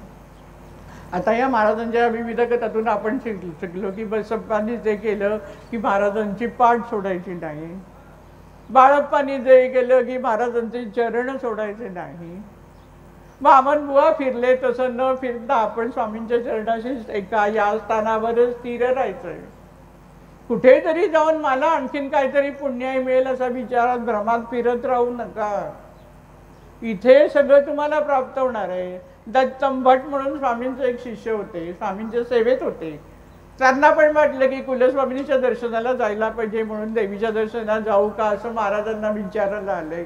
हे पण महत्वाची गोष्ट आहे. परमेश्वर जिथे कार्य करतो तिथे विचारलं पाहिजे. विचारल्यावर महाराज म्हणाले कुठची तुझी देवी, आण बरं बघू. त्यांनी आपल्या देवीचा टाक आणला आणि महाराजांना दिला. महाराजांनी तो देवीचा टाक आपल्या पायातल्या जोड्यामध्ये घातला आणि काढला. दत्तंभट स्वामींच्या सेवेत होते म्हणून त्यांनी जाणले की महाराजांच्या चरणाशी सर्व देवता आहे. आणि मग ते गेले नाही देवीच्या दर्शनाला. आता महाराजांनी डोळ्यात दाखवला तेव्हा महाराजांनी हेच सांगितलंय की इथेच सगळी तीर्थक्षेत्र आहेत, इथेच सगळ्या देवता आहेत, म्हणजे चरणचे आहे, म्हणजे फक्त गुरु कार्य करा. आपल्याला सद्गुरू स्वामी समर्थ मिळाले म्हणून आपण स्वामी समर्थांचं कार्य करायचं आहे, त्यांची भक्ती करायची. त्या कथेतून सगळं हे आता आपण शिकलेलो आहोत. आता आपण गुरुची उपासना करतो आणि मगाशी म्हणे गुरु शक्ती घालतो आणि आपले प्रश्न सोडवतो. म्हणून आपल्याला उपासना करून त्याच्याशी कनेक्ट व्हायचं आहे. तुम्हाला मोबाईल चार्ज करायला लागतो, त्याचा पॅक भरायला लागतो, या सगळ्या गोष्टी करायला लागतात, तेव्हा तुम्ही कनेक्ट होता. आता तुम्हाला ईश्वराकडून काय घ्यायचं आहे तर त्याच्याशी जवळ पोचण्याचा मार्ग म्हणजे उपासना. म्हणून नित्य उपासना करायची. मोबाईल रोज चार्ज करता ना तुम्ही, न विसरता करता, मग उपासना का? उपासना रोज न विसरता उपासना झाली पाहिजे. नांदणीत अगदी छोट्या छोट्या उपासना दिलेली आहेत, त्याच्याकडे आपण नंतर वळणार आहोत. पण नित्य उपासना झाली पाहिजे परमेश्वराची. आणि जेव्हा तुम्ही उपासना करता तेव्हा ईश्वराची शक्ती तुमच्याकडे येते. आपण अपूर्ण आहोत, आपल्याला शक्तीची गरज आहे, मदतीची गरज आहे, आणि हा परमेश्वर पूर्ण आहे, परिपूर्ण आहे, आणि म्हणून त्याच्याकडून आपण घेणार आहोत. म्हणून त्याच्याशी आपल्याला कनेक्ट व्हायचं. आपल्याला गरज आहे कारण आपल्या जीवनामध्ये संकट आहेत, आणि ह्या संकटात सगळी दूर व्हायची असली तर त्याच्या शक्तीची, त्याच्या कृपेची आपल्याला गरज आहे. ज्याप्रमाणे आता धर्मयुद्ध झाले कौरव पांडवांमध्ये, कौरवांकडे एवढं मोठं सैन्य आहे, रथी महारथी आहेत, पांडवांकडे हे 5च वीर आहेत, सैन्य पण कमी आहे, आर्थिक दृष्ट्या पण पांडव मोठे आहेत कारण राजे होते, हस्तिनापुर राज्य होतं त्यांच्याकडे, पांडवांकडे काय होतं. पण विजय कोणाचा झाला? विजय पांडवांचा झाला. का झाला? श्रीकृष्ण होता. परमेश्वराचं सहाय्य घेतल्यानंतर तुम्हाला विजय प्राप्त होतो. त्याप्रमाणे रामदेवानी जे काव्य केलंय, रात्र काळी सागर काळी यमुना जडी हो काळी हो मा. सगळं त्या गवळणी 2 बहिणी आहेत किंवा 2 मनं आहेत तुमची. एक मन दुसऱ्या मनाला सांगते किंवा एक मैत्रीण दुसऱ्या मैत्रिणीला सांगते, अगं जाऊ नको, सगळं काळोख आहे, आमचं आयुष्य असं आहे की अंधकार आहे सगळं, त्यामुळे आम्हाला सगळा काळोखच दिसतोय. आणि पुढे शेवटचं वाक्य जर सांगितलंय की सवे पाठवा कृष्णमूर्ती सावळी मा. बरोबर काय कर तर कृष्णाला घेऊन जा. म्हणजे कुठलीही गोष्ट करायची तर ईश्वराचं अधिष्ठान असावं, हे त्याच्यातनं मला नामदेवांना सांगायचं आहे की परमेश्वराचं सहाय्य घ्या, आणि परमेश्वराचं सहाय्य झाल्यानंतर जीवनातले तुमचं श्रीकृष्ण होतात. आता परमेश्वराशी कनेक्ट कोण करतो? तर सद्गुरू करतो, हे लक्षात घ्या तुम्ही. आता तुम्हाला महाराज, आम्ही म्हणतो की आम्ही महाराजांची भक्ती करतो, बरोबर आहे. सगळे स्वामींचे शिष्योत्तम जे झाले त्यांनी सगळ्यांनी स्वामींचं नामस्मरण दिलेलं आहे सगळ्यांना. आपलं स्वतःचं नाव कोणत्याही त्यांच्या शिष्योत्तमाने दिलं नाही, हे स्वामींच्या सेवेतली मोठी गोष्ट, महत्वाची गोष्ट आहे की शिष्यांनी सुद्धा स्वामींचंच नाव घ्यायला सांगितलं, स्वतःकडे गुरुपद नाही घेतलं. तर आता याच्यामध्ये असं आहे की तुम्हाला स्वामींपर्यंत पोहोचायचं म्हणजे तुम्हाला सागर पार करायचं, हे लक्षात घ्या. स्वामी कोण आहेत? अनंत कोटी ब्रह्मांड नायक आहे, त्याच्यापर्यंत आपण नाही पोहोचू शकत आहे. हा सागर पार करायचा आहे तर तुम्हाला मोठ्या बोटीत बसायला पाहिजे, तर तुम्ही सागर पार करणार. बोटीत बसायचं तर तुम्हाला आता छोट्या बोटीत बसायला लागणार आहे, तेव्हा तुम्ही मोठ्या बोटीत जाणार आहात. म्हणजे असे छोटे छोटे टप्पे घेऊन आपण महाराजांकडे जातोय, आणि म्हणून आपल्याला नानांसारखे सद्गुरू लाभलेत, आणि म्हणून महाराजांनी शिष्योत्तम घडवले आहेत. त्या शिष्योत्तमांच्या माध्यमातून महाराजांची कृपा आपण प्राप्त करून घेऊ शकतो. आपण डायरेक्ट महाराजांपर्यंत नाही जाऊ शकत, हे लक्षात घ्या की सद्गुरूची कृपा मध्यस्थ नाना आहे, स्वामींचे इतर शिष्योत्तम आहे. प्रत्येक मठ जो स्वामी कृपेने, स्वामी आज्ञेने बांधलेला आहे, ते जे शिष्योत्तम आहे ते साधना करतात, ते पुण्य संचय करतात, आणि त्या पुण्याचा साठा आपल्याला मिळतो, आणि म्हणून आपल्यावर कृपा होते. पण विवेकानंद रामकृष्ण परमहंसांच्या पत्नी शारदा देवी ध्यान साधना करायचं, इतर साधकांना वाटायचं, शिष्यांना वाटायचं की करतायत, त्या पण साधना करतायत, आपण पण साधना करतोय. पण एक शिष्य म्हणतात ना, एखाद्याची बुद्धी अशी व्यवस्थित असते, काय काय ऑब्झर्व करत असतो, अभ्यास वृत्ती होती. त्या साधकांनी साधना मातांना विचारलं की तुम्ही तर साक्षात देवी आहात, मग तुम्ही साधना का करता? तेव्हा त्या नुसत्या हसल्या, काहीच बोलल्या नाही. पण या बालकाला, या बालक साधकाला चैन पडत नव्हतं. त्याला कुतूहल निर्माण झालं की या साधना का करतात. परत प्रश्न विचारल्यावर त्या हसून काय म्हणाल्या, तुम्ही सगळी बालक आहात, तुम्ही किती साधना करणार? म्हणून मी साधना करते, म्हणजे आपल्यासाठी सद्गुरू तपश्चर्या करतो. स्वामी म्हणजे अनंत कोटी ब्रह्मांड नायक आहेत आणि नाना हे आपल्याला मिळालेले आपले, तसे म्हटलं तर आपण स्वामींना सद्गुरू पण म्हणतोय, पण नानांच्या मार्फत. आता आपण इथे आहोत म्हणून नानांच्या मार्फत आपण स्वामींपर्यंत जाऊन पोहोचू शकतो, हे सत्य लक्षात घ्यायचं.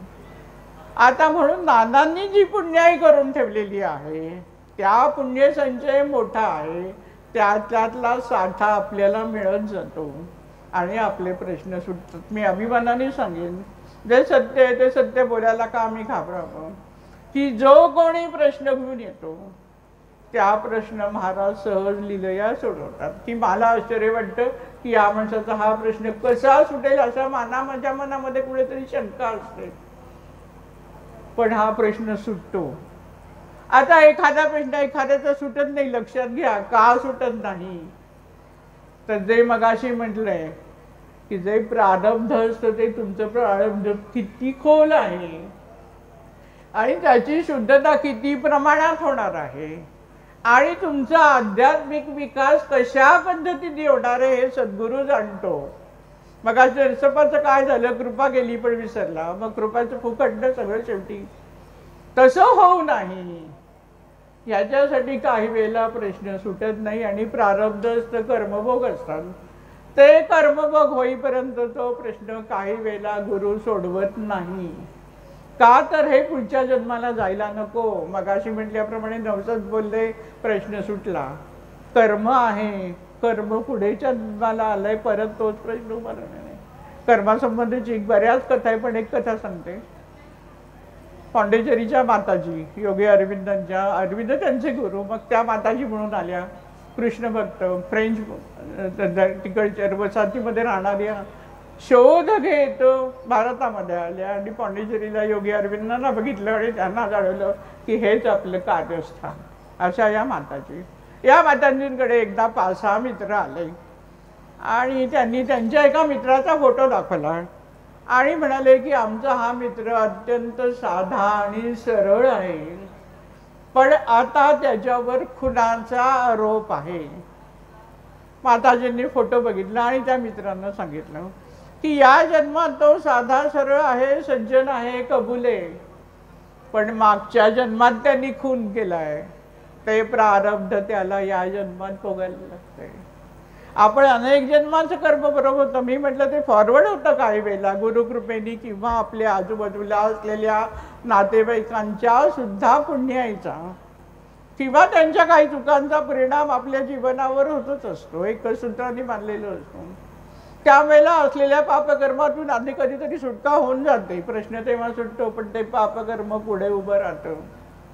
तसं हे कर्म उभं राहिलेलं आहे. त्यामुळे कर्म शुद्धी, प्रारब्ध शुद्धी खूप महत्वाची आणि ते सद्गुरू जाणतो की ही प्रारब्ध शुद्धी कशी करून घ्यायची. म्हणून रडू नका, प्रश्न सुटला नाही तर रडू नका. महाराज जाणतायत, महाराज शेवटी तुम्हाला सुखी करण्यासाठीच बसलेत, हे पहिले लक्षात ठेवा. महाराजांना कोणाला दुःख द्यायचं नाही, ते आमच्यासारखे नाही दुसऱ्याला त्रास देऊन आनंद मिळवणार आहे. महाराजांना सगळ्यांना सुखीच करायचं आहे आणि म्हणून तर त्यांनी एवढा शिष्य परंपरा निर्माण करून मठ बांधून घेत आहेत स्वामी. का तर भक्ती मार्गाचा प्रसार व्हा की ज्यामुळे सुखी व्हावे सारे जन तेथे धावे जनार्दन. त्यामुळे महाराज कृपा करणार ह्याच्यावर तुम्ही अढळ राहा, घाबरू नका. माझं प्रारब्ध आहे, मी भोगतोय, हा निरा महाराज समजून घ्या तुम्ही मला, बस. हा एकच भाव महाराज चरणी ठेवा आणि तुमचं पाय सोडून मी जाणार नाही, महाराजांनी येणार. आता आपल्याला कसं शिष्य व्हायचं आहे ते आपण बघायचं आहे. आता आम्ही कसे असतो, सद्गुरे कशी कथा वाचना तरी ती सांगते, पटली मला पण ते. महाराज शिष्य आहे बसलेत, ते गुरु सांगतायत की जरा किराणा माल घेऊन ये. स्वयंपाकघरातलं संपलंय धान्य, जरा जा दुकानात. शिष्य म्हणतो, महाराज तुम्ही तुमच्याकडे एवढी शक्ती आहे, मी कशाला जाऊ? तुम्ही काय तुमच्या शक्तीने पण धान्य उपलब्ध करून देतात. आणि तो काय हलत नाही. मग धान्य दुसरा कोणीतरी आणतो. मग महाराज याला परत सांगतात की आता स्वयंपाकघरात जाऊन जेवण शिजव, सगळं शिजा आणलेलं आहे. तो म्हणतो, नाही आता तुमच्या समोर बसलोय मी, ते सोडून मी स्वयंपाकघरात कशाला जाऊ स्वयंपाक करायला? तुमच्या समोर बसलंय, मला इथे सगळं मिळतंय, मी इथेच बसणार. म्हणून तो हलत नाही. मग दुसरा जण भोजन तयार करतो, पानं बसतात. जेवायला वाढल्याबरोबर हा शिष्य जाऊन तिथे जेवतो. तेव्हा तो चरण सोडून धावला.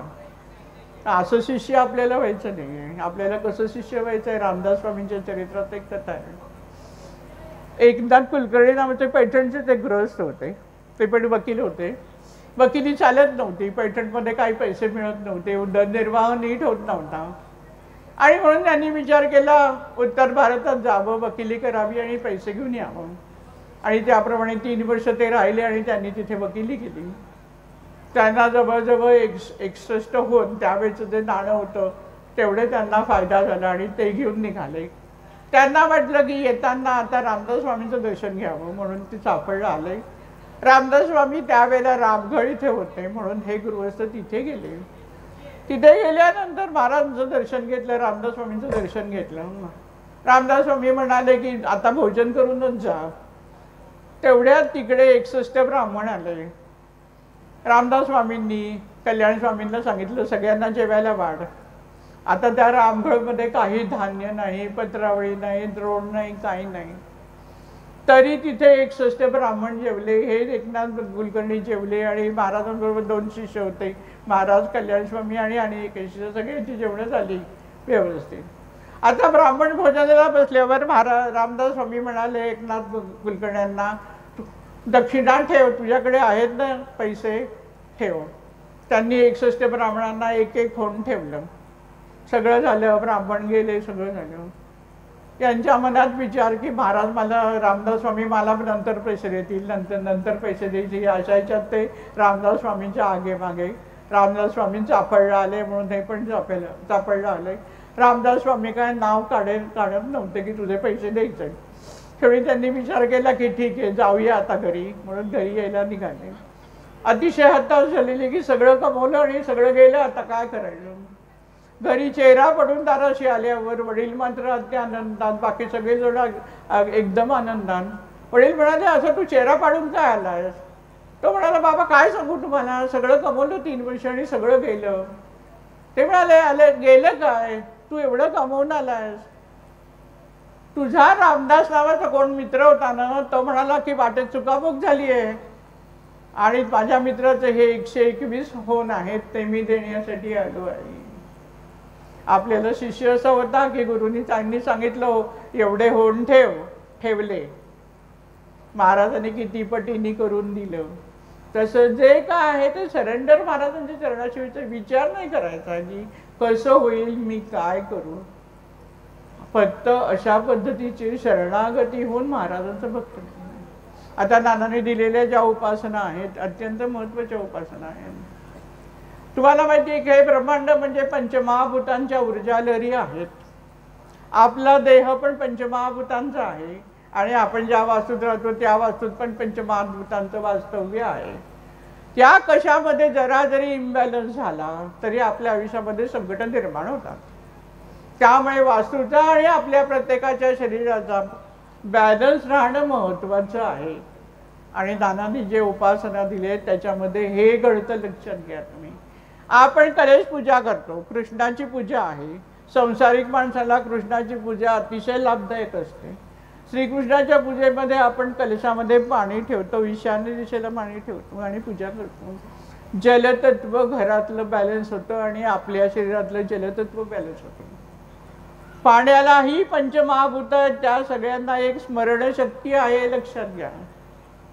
आपल्या बॉडीमध्ये असलेल्या प्रत्येक शरीरात पेशींमध्ये जशी स्मृती आहे ही स्मृती पंचमहाभूतांमध्ये आहे, पाण्यामध्ये पण आहे. पाण्याची पूजा करतो आपण, म्हणजे आपण वास्तूमधलं आणि स्वतःच्या जीवनातलं जे जलतत्व आहे ते बॅलन्स करतो. अग्निपूजा करतो म्हणजे आपण अग्नीची पूजा करतो, अग्नितत्व बॅलन्स होतोय. आपण मंत्र म्हणतो, प्रार्थना म्हणतो म्हणजे आपण वायुतत्व करतो. आणि स्तवन आपण एका बैठकीत म्हणतो म्हणजे आपण भूमिस्थान जे आहे, भूमी जी आहे, ते भूमीचं जे तत्व आहे ते तत्व आपण बॅलन्स करतो. आता राहिलं पाचवं तत्व म्हणजे ते अवकाश, पोकळी. पण जेव्हा चारी तत्व बॅलन्स होतात तेव्हा पाचवं तत्व अतिशय छोटं आहे, ते आपोआप बॅलन्स होतं असं शास्त्र आहे. म्हणून नानांनी दिलेल्या उपासना केल्या त्या का फल होतात, तर या गोष्टी सगळ्यामध्ये सायन्स आहे. तुम्ही जाणा, उगाचच काहीतरी आहे असं समजू नका. हा प्रसार तुम्ही करा लोकांमध्ये की ईश्वराची भक्ती का आणि कशी करायची हे सगळ्यात महत्वाचं आहे. आता आपल्याला प्रवचन आता थोडंसं थांबवायला लागणार आहे कारण पुढचे कार्यक्रम आहेत.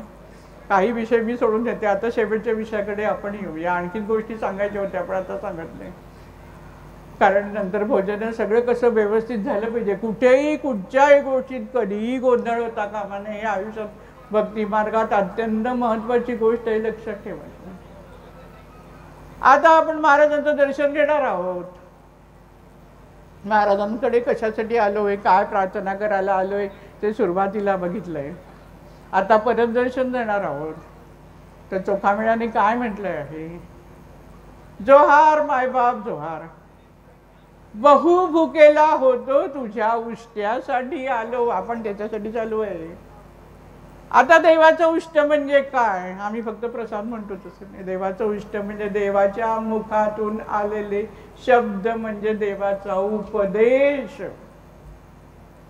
त्या उपदेशासाठी आपण या देवाच्या चरणाशी आलोय असं हा म्हणतोय. जोहार मायबाप जोहार म्हणजे गौरव केलाय, विठ्ठल रखुमाईचा गौरव केलाय, मान दिलाय. जोहार मायबाप जोहारचा अर्थ सॅल्यूट. आणि ज्या उष्ट्यासाठी आलो, बहु भुकेला होतो, इतकी भूक लागलेली होती मला, तुझ्या दर्शनाची ओढ होती आणि तुझ्या मुखातून जे येणार आहे ते घेण्यासाठी मी आसुसलेला आहोत. तुझ्या दासाचा मी दास, एवढं स्वतःला लीन घेतलंय. ही लीनता शिकायची आपल्याला. सरेंडर, पदिया पुल्या टेकीला फक्त माता, पूर्ण सरेंडर झालाय. आणि पुढे काय म्हणालाय तो खूप महत्वाचं आहे. ओंजळ मागितली आहे नाही, जोडी केली आहे पुढे नाही, पाटी घेऊन आलो म्हणतोय, टोपली आणली मोठी, एवढा उपदेश तुमचा मला हवा आहे आणि तो मी खाणार आहे. म्हणजे तुमच्या उपदेशानुसार मी आयुष्य जगणार आहे. आणि आपल्याला महाराजांना हीच प्रार्थना करायची आहे की तुमचा जो म्हणून या सगळ्या कथा सांगितल्या आहेत, तुमचा उपदेश आहे तो मी आचरणात आणणार आहे. मी टोपली घेऊन आलोय तुमच्याकडे आणि तुमच्याकडनं मला हा उपदेश मिळू दे, अशी प्रार्थना महाराजांचं दर्शन घेताना आपल्याला करायची आहे. सोयराबाई काय म्हणते, चोखाबळ्याची पत्नी आहे, अशिक्षित आहे. आम्हाला शिक्षणाचा केवढा अहंकार असतो, एवढ्या डिग्र्या मिळवल्या. संतांकडे काय डिग्र्या होत्या, पण काव्य काय लिहिली आहेत, अजरामर काव्य झाली आहेत. आमचं एवढेसे 4 ओळी पण प्रसिद्ध नाही होऊ शकत असे आम्ही, पण तरी आम्ही स्वतःला कोणतरी विशेष मोठे भक्त समजतो. सोयराबाई घरचं काम करणारी, ती काय म्हणते, अवघा रंग एक झाला, रंगी रंगला श्रीरंग, मी तू पण गेले वाया, पाहता पंढरीचा राया. अशी अवस्था करायची दर्शन घेताना. तू कशाला इतका वेळ थांबला, आता मला दर्शन मिळेल की नाही, सगळं विसरा, कुठे उभं राहून तुम्हाला महाराजांचं दर्शन घेता येईल अशी मूर्ती नानांनी स्थापन केली आहे. लांब उभं राहून सुद्धा स्वामींचं पूर्ण दर्शन तुम्ही घेऊ शकता. आंतरिक हा भाव येऊ दे, मी तू पण गेले वाया, पाहता पंढरीचा राया. बघा रंग एक झाला. आता रंग एक झाला म्हणजे काय आहे, तुझे गुण आहेत, तुझे जे गुण आहेत ते गुण माझ्यामध्ये आले आहे, म्हणून माझा रंग बदलला आहे आणि म्हणून तुझा आणि माझा रंग एक झालाय. असं सोयराबाई म्हणते. आपल्याला त्या अवस्थेला जायचं हे लक्षात घ्या तुम्ही. त्यासाठी आपण इथे आलेलो आहोत. आपण आलोय, नुसता नमस्कार केला, स्वामींना पेढे ठेवले, प्रसाद ठेवला, एवढ्यासाठी नाही आलोय. आपल्याला आपली आध्यात्मिक आपले जीवन सुखी करायचंय, आपल्याबरोबर इतरांचं जीवन सुखायचं आणि आपली स्वतःची आध्यात्मिक प्रगती करायची. परमेश्वर अत्यंत कृपाळू असतो. फक्त तुम्ही तेवढे शरणागत जा आणि तो भाव तुमच्या मनात जागृत ठेवा. मीराबाई काय म्हणते, रंग दे चुनरिया. चुनरिया म्हणजे वस्त्र पण होतो किंवा हा देहाची कातडी पण म्हणता येईल. रंग दे चुनरिया.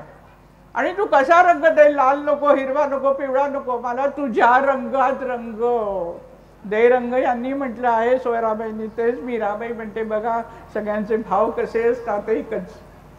तुझ्या रंगात तू मला रंगवायचंय, तू असा रंग दे की धोबियांनी आयुष्यभर धुतला कपडा तरी ते स्वच्छ होणार, त्याचा रंग जाणार नाही. असे गुण तुझ्याकडून मला मिळू दे अशी प्रार्थना कृष्णाला मीराबाई करते. पुढे काय म्हणते, बिना रंग मैं घर नाही जाऊंगी. एवढं ठाम राहायला पाहिजे, महाराज कृपा झाल्याशिवाय मी जाणार नाही. आमचं लक्ष असतं घड्याळाकडे, आता मला बस मिळेल का, मग घरी गेल्यावर मला हे काम आहे, उद्या मला ते करायचं आहे, बराच उशीर झालाय. नाही विसरा. एकदा ईश्वराच्या दर्शनाला आल्यानंतर, ईश्वराच्या उत्सवाला आल्यानंतर, ईश्वराच्या कार्याला आल्यानंतर स्वतःला विसरायचं आहे. जेव्हा तुम्ही स्वतःला विसरता तेव्हाच देव तुमच्याकडे बघतो, हे लक्षात घ्या. नानांनी आणि नानींनी स्वतःला विसरून कार्य केलं म्हणून हे भव्य दिव्य कार्य उभं राहिलंय. हे सगळं जे वैभव दिसतंय ते कशामुळे दिसतंय, तर त्यांनी केलेला त्याग, त्यांनी केलेली स्वामींची भक्ती आणि त्यांनी समाजासाठी घेतलेले कष्ट. हे परमेश्वराला हे हवंय, हे जाणार. आणि म्हणून ती म्हणते की मला मी घरीच जाणार नाही, तू मला पूर्ण तुझ्या रंगात रंगू लागणे. म्हणजे माझं प्युरिफिकेशन पूर्ण करायचं काम स्वामी तुमचं आहे, ते केल्याशिवाय मी जाणार नाही. असा भक्तिभाव आपल्याला एकदम जमणार नाहीये, पण आपल्याला या आयुष्यात पुढच्या जन्मात ही गोष्ट आपल्याला पुढे पुढे न्यायची आहे. या दृष्टिकोनातून आपल्याला महाराजांचं दर्शन घ्यायचंय. या दृष्टिकोनातून आपण महाराजांना जो प्रसाद दाखवलेला आहे, आता प्रसाद दाखवतो, एवढं जेवण करतो, त्यातला काही भाग ईश्वराला दाखवल्यानंतर सगळं जे भोजन तयार आहे ते सगळं प्रसादाचं भोजन होतं, हे लक्षात ठेवा. आणि ते प्रसाद म्हणून आपण खातोय, याच भावनेने तुम्ही खा. परमेश्वराचं नाव घेऊन खा, गप्पा मारत खाऊ नका. स्वामींचं नामस्मरण करत करत तो प्रसाद आहे जो महाराजांच्या मुखात आपण देणार आहोत, त्यातलाच भाग आपल्याला ग्रहण करायला मिळतो. ही भावना तुमच्यामध्ये प्रसाद घेताना असलं पाहिजे. अशा छोट्या छोट्या गोष्टीतूनच आपण ईश्वरापर्यंत जातो. हे छोटे छोटे मार्ग आहे. अगदी काय मोठी तपश्चर्या करायला बसायची गरज नाही, 4-4 तास पारायण केली अमुक केलं गरज नाही. छोट्या गोट्या गोष्टी सदा सर्वदा योग तुझा घडावा, तुझे कारणी देह माझा झिजावा, नुपेक्षू नको गुणवंता दंता रघुनायका, मागणे आता परमेश्वरा हेच मागणे की सदा सर्वदा तुझं स्मरण मला राहू दे. हीच प्रार्थना आपल्याला श्री स्वामी समर्थांच्या चरणी करायची आहे. आणि या भक्तीमध्ये आपल्याला रंगून जायचंय, स्वतः रंगायचं आणि इतरांना रंगून जायचंय. आपलं जीवन आनंदित करायचं, इतरांचा आनंद पण विविध सप्तरंगाने उजळून टाकायचंय. सप्तस्वरांचा नाद सगळीकडे निर्माण होईल. अशा पद्धतीने आपल्याला भक्ती करायची आणि या भक्ती मार्गावर जायचं. हे सद्गुरू श्री स्वामी समर्थ.